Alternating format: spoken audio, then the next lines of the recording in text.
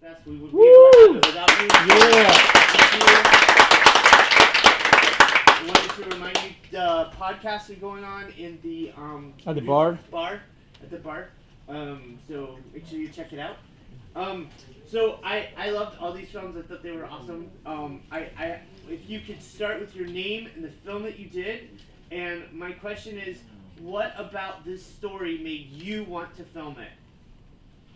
Okay, so I guess I'll start. I'm Cody Alexander Curtis. I did Suitcases, and for me, this is actually a script that I had been working on like since right after high school. And for me, I realized over the course of getting prepared for it, the story wasn't necessarily just about the romantic aspect about the relationship. The story for me, it's really about being in any kind of toxic relationship, whether it's romantic, family, friendship, or otherwise.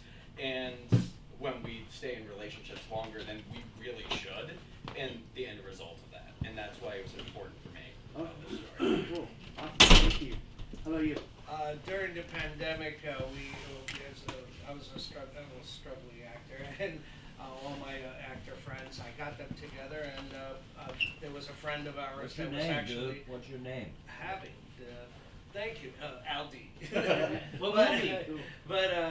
No, I had one of our actor friends was actually having the issue of his girlfriend let all these friends stay in the house, and they never left, and he had to go to court.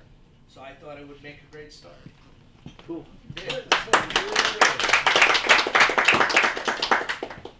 So I'm Leanne Scrimmager. I did Belladonna, and all of the voiceover is basically a poem my grandma wrote about me when I was a kid, and I thought it was very beautiful.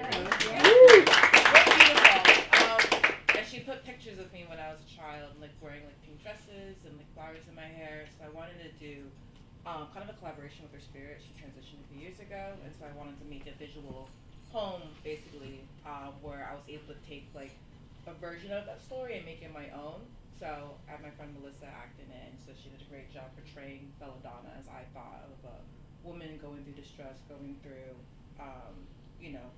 the demons in her mind and how to really like confront that, even though she's in the midst of all this beauty, in the midst of this innocence that she's encountering. So when I read the poem, that's really what sparked me, and so I just wanted to do a visual poem to really honor my grandma. That's awesome. Hi everyone, I'm LeVar Manoukian, the Shorty Virginia film, Who's Afraid of Shorty Virginia, and I was basically out of business for 12 years completely. Not that before I was really doing much, except like working on sets and some post-production facilities. But COVID hit my family, so I made a sci-fi film, which is playing tomorrow, which was very important for me. It was like a dark, moody film with a positive ending. So after I finished that, I was back in the business, as you could say, I guess. And then I was, the next project, I just wanted to make something fun and crazy. That's just like, it's like this is my deck of cards putting on the table, meaning that it was not really digging deep into something. It was just kind of having fun with the film, and all the big cast and directing. And the actors were great. I was very happy. The main actor is nominated for short film actor, so hopefully, he lives in Bulgaria, so hopefully I can give this to his father who's in Queens. Hi, my name is Masataka Ishizaki. I'm very happy, that you guys watching my movie. So, what inspired me to make my film is pandemic. My title is biodiversity. Cool. If we could open it up to the audience for questions. Anyone? Yes. What was your name again? You, yes. Oh yeah, Masataka. Masataka. Yeah. Konbanwa. Konbanwa. Oh yeah. So, why did you pick that theme? I know you said inspired by the pandemic, but Yes. why specifically that theme? Through the pandemic, so what I learned is like the kind of losing the freedom of the speech and the freedom of the health. So then, also the production moment was in the pandemic. So I kind of feared, and then we cannot make this happen again.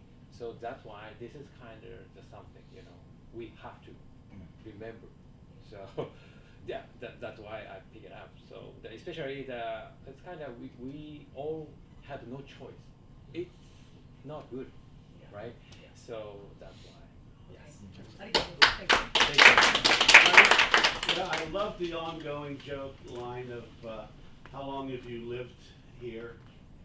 The answer was for 3 months. And is that an actual law?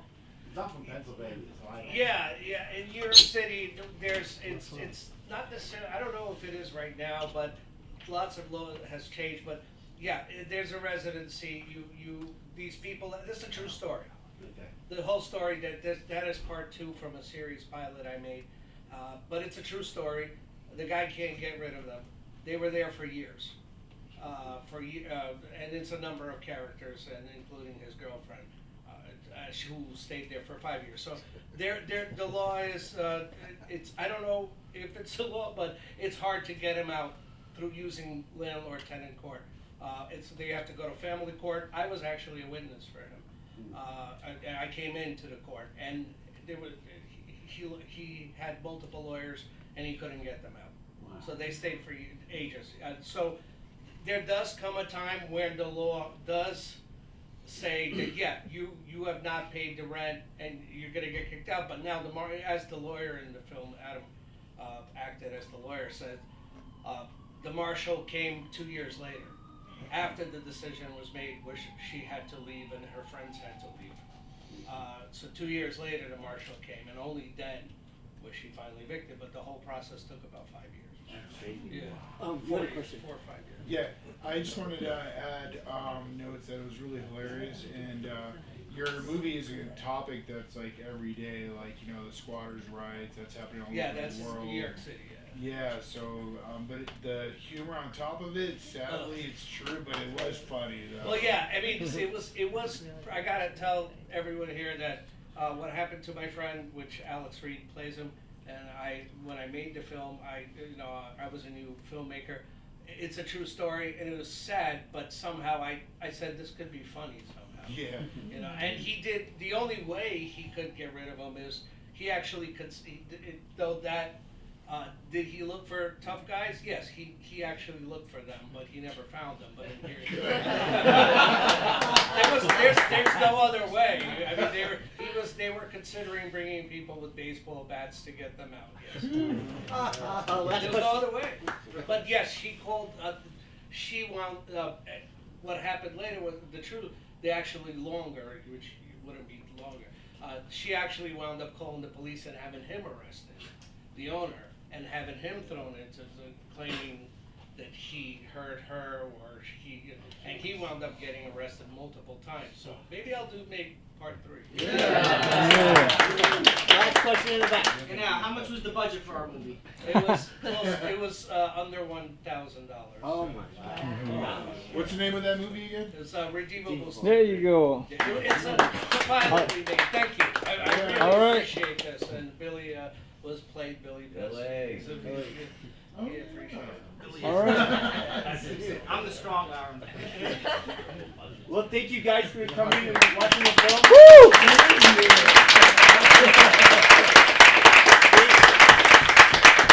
All right. So I invite you to go into the producer's bar and chill Yes, out there please. for a minute while we clear out the room and get ready for the next batch.